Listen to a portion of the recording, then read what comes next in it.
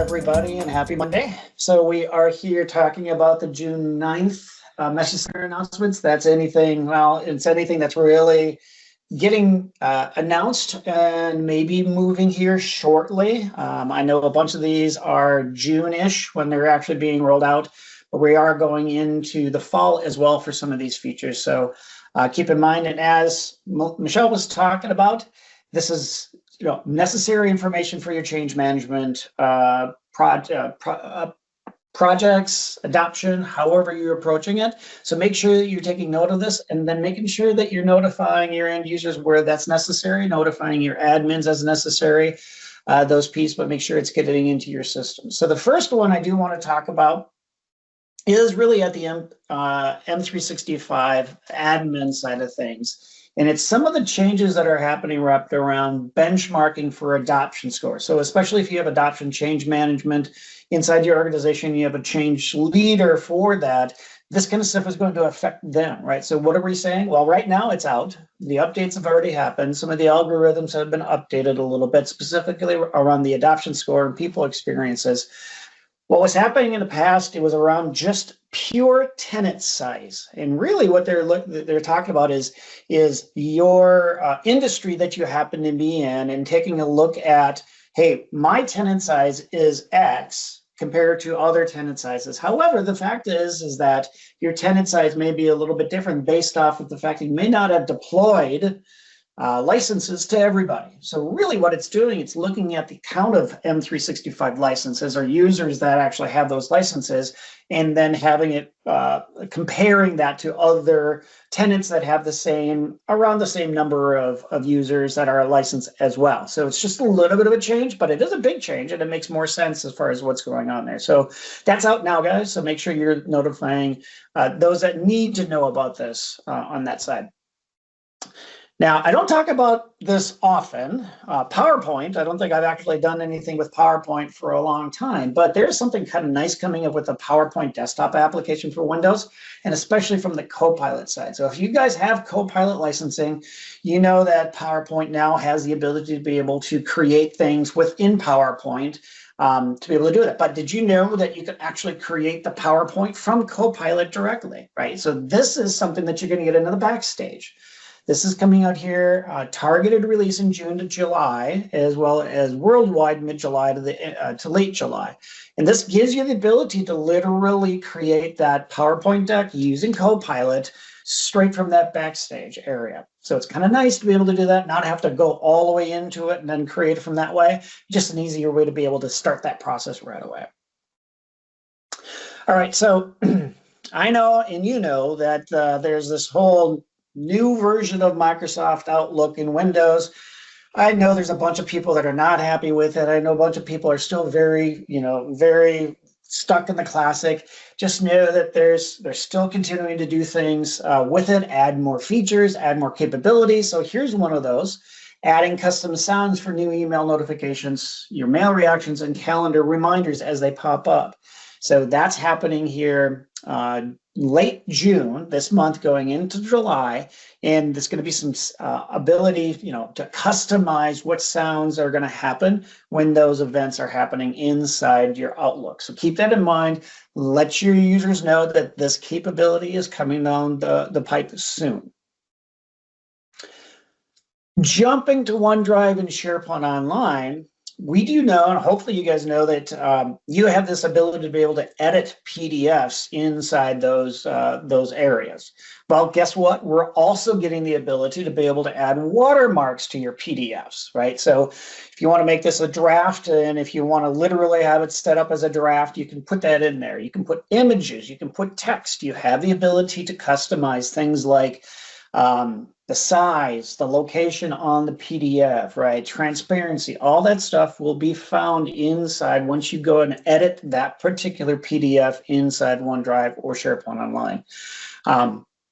So keep that in mind. Again, this is happening targeted. It's already happened in May, starting to roll out already. It should be, and hopefully it's all out. And it said it was late May when it was going to finish, but you never know. Things may continue on, but it should be out right now, and you should be able to see that inside OneDrive and SharePoint Online.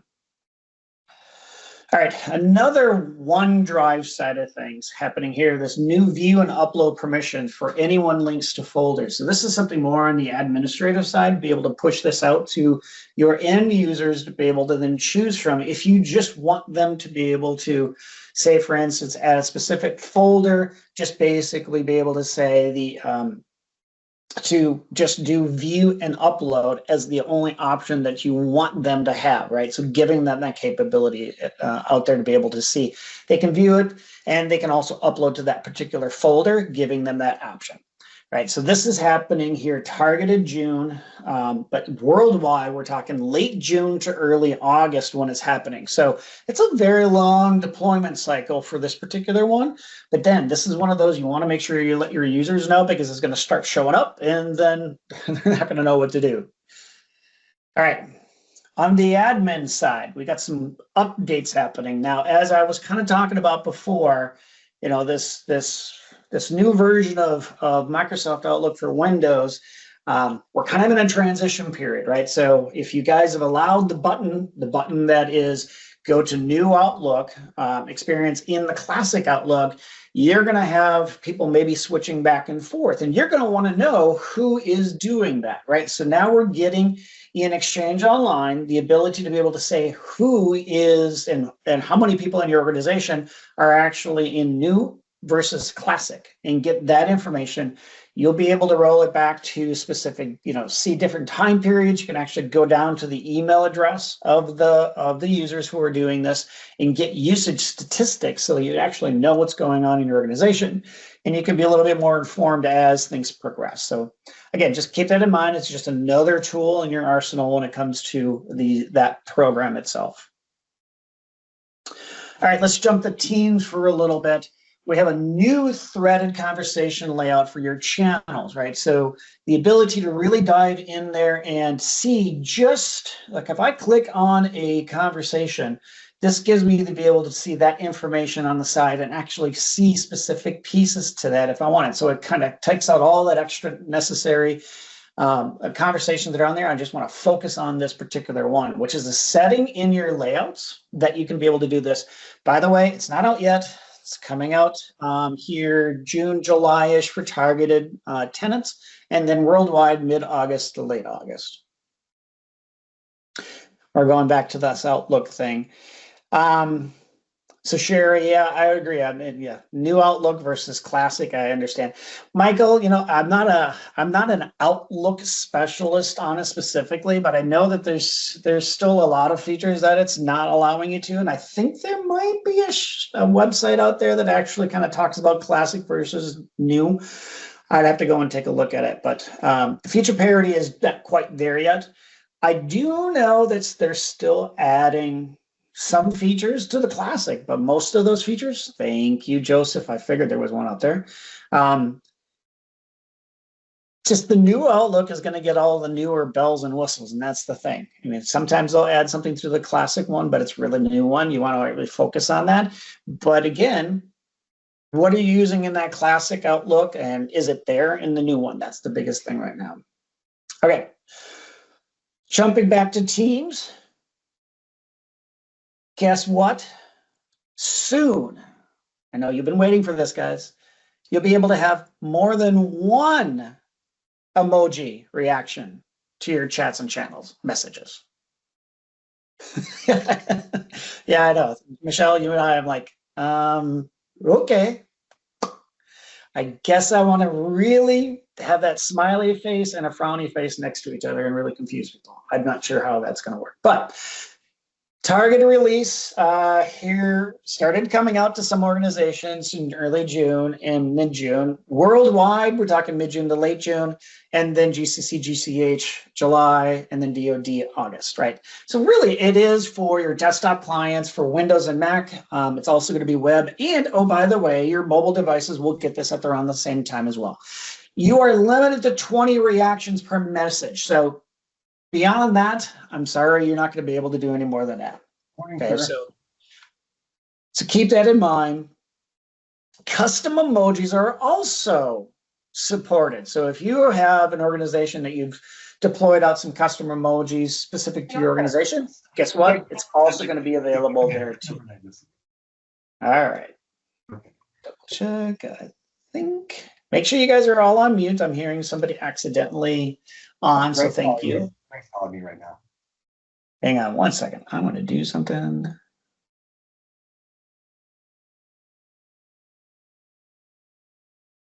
There we go. I think we got them. All right.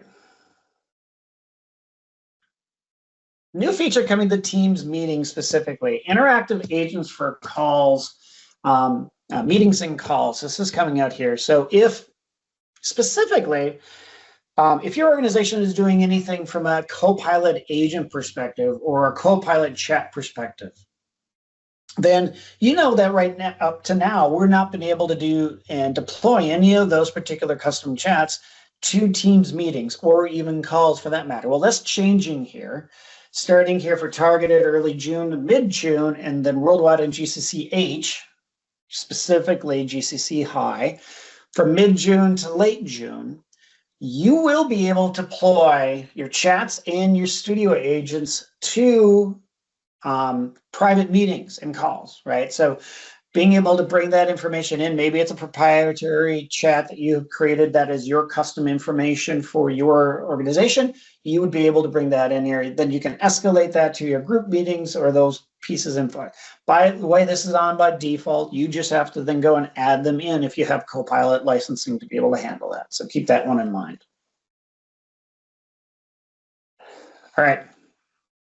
Another thing that's coming, and I know since I'm internal Microsoft, I see this and I love this. In Teams, you're going to get a network strength indicator. And what that does is it allows you to be able to see yourself as well as everybody else in that meeting and see specifically what's going on with their network strength. Actually, I had this meeting, I think it was last week, where somebody was having some problems. It was one of my customers, and the network indicator was on there, and I could tell they were not doing well because they were at 1 bar. So 1 being really bad and 3 being really good. It showed me that they were having issues. I mentioned that to them. They popped off. They figured it out and come back on, and they were good. So it's nice to be able to see that and understand what's, if they're having some problems before it ends up being an issue. All right, a few quick mentions that I do want to talk about here. A couple of things happening. The first one, pointer up here, is talk about being able to do call silent testing, right? So the ability to run a test, and this is really around network readiness. And you'll be able to do this. It actually runs on the desktop application within that subnet, and it allows you to be able to do some testing on those subnets specifically. The computer doesn't have to necessarily be, you don't have to have it logged in or anything like that. It's all run from an admin perspective. This is coming out here worldwide in August. We're getting some enhancements for those organizations that are using Teams meetings and sign language. So you have that interpreter capability in there. They're getting some updated capabilities, and they're calling this the sign language mode specifically. And what it does is it takes those that are indicated in your meeting options, right? So you go into meeting options, you say, hey, I do have somebody that I want to be able to have an interpreter in there, and that sign is that, in that case, then they're going to be clearly identified as the interpreter. And then those who are deaf and hard of hearing, once that is detected, right, they'll be elevated to an active speaker status and receive same prominence as that interpreter. So some major changes happening, so that sign language mode, keep that in mind. There is an update. There's a behavior going on, and we were talking about new Outlook versus classic Outlook. And that is actually getting another feature. I don't know if you guys have done that switching back and forth, but if I were to go from classic to new, it literally shuts down Outlook classic, right, and pumps up the new one. Well, guess what? In this change happening here, coming out already, going in early June to late July, it's actually going to minimize classic, right? Still have that running in behind the scenes, and then you'll have the new Outlook going on. So I mean, you can look at that as a good and a bad thing. Having two Outlooks running at the same time could actually bring your computer down a little bit. But keep in mind, then, if something is not there specifically, I will want to make sure that I can go back to my classic and do things without having to, shut it down and start it up again and all those things. So keep that in mind. Not sure if you guys saw the note, but Stream is going away and it's being replaced, and basically they're rebranding it to Clipchamp, right? And so this is happening. It's going to be completed by June, sometime here. Just keep in mind that, if you're using either one of those URLs, they'll all go to the new Clipchamp homepage, those types of things. But keep in mind that is, Stream will go away and Clipchamp will be the new Stream, if you want to think of it that way. This one, it's dear and dear to my heart. I do a lot of stuff with customers around events, town halls, webinars, those types of things, live event. And in the past, what's happened is we said, hey, go and open a LEAP ticket, so the Live Event Assistance Program. It was a free event, and it was up until July 1st. Starting July 1st, it's going to get wrapped up into this group, this team, basically. That's called the Teams Events Hosting Assistance Program. And basically what it is that if you have Microsoft Unified support, then you have the hours, you have the ability to do it, or you can pay directly for that, but you'll have to pay for that service. Okay. All right. I did see Diane ask a question going back to that network string side of things. No, you do not need to have premium license for that. That's going to be out of the box. And then Chris, any word on Stream, Clipchamp, and GCC? We don't have Clipchamp in GCC yet. No, I haven't heard anything about that. If anybody online knows anything about that, please let Chris know. And Michelle, yes, they're actually going to be collector's items now, those Stream socks that you have. All right.